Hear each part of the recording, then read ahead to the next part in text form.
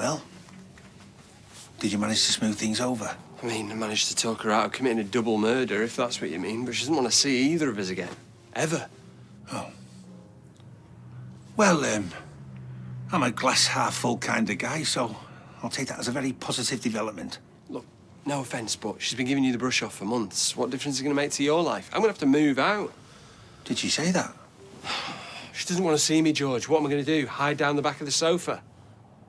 No, don't despair. Eileen won't stay mad at you for long. She never does. This is different. You don't know what Pat Phelan did to her. It was... Now I've gone and brought it all flooding back.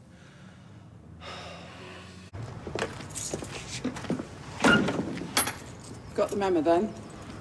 The one that said you never want to set eyes on me again. Yeah, the very same. I did. And before you tell me to get lost, I am willing to comply with said memo. Except for the fact that I couldn't live with myself if I didn't apologise first. I take full responsibility for this whole sorry debacle.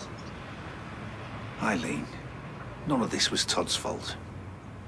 Right, well, you said your bit. Now get lost. There's one final thing. That was the final thing. Final thing. I'm going to get rid of the ashes now.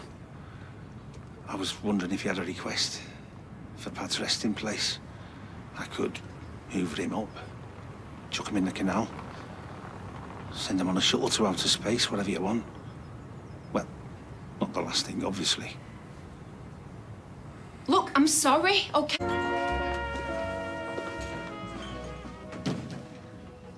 The deed is done. Really? Exactly where I said. Dog pooping on the wreck. It'll raise a few eyebrows if anyone finds out. But I can safely say he finally got the ending he deserves. Anyway, I'll do my best to stay out your way from now on.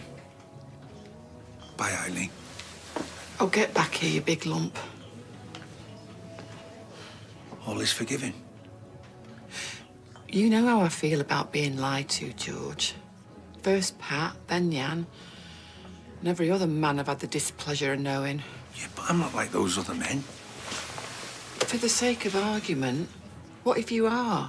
You're hardly going to admit it. Then it'll be down to me to find out when I'm madly in love and got everything to lose. Madly in love.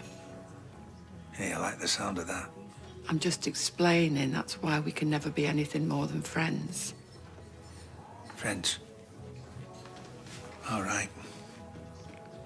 Well, at the risk of sounding ungrateful, it feels like you're just looking for excuses not to give me a chance, you know, romantically. Well, of course I'm making excuses. I don't want to get hurt again. Pat really did a number on me. And George, I really believed he was a good man. I mean, it sounds ridiculous when we now know what he did. But I fell for it. And when the mask slipped, it completely broke me. I understand why you're scared. It's only natural after what you went through, but think of all the things you're missing out on. All the benefits of a loving relationship. When you say benefits, you mean... Someone to take care of you. Someone to warm your slippers. So would you like them? Warming.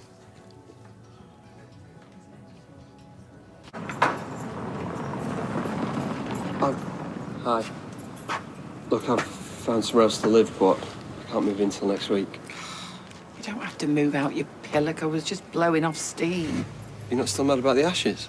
I'm over it, just. Anyway, you, heading out? Well, I was going to make myself scarce, but maybe I don't need to anymore. Do I need to? No, but it's just such a lovely evening. Why don't you get yourself down Canal Street? Yeah. Yeah, all right. Have a nice time.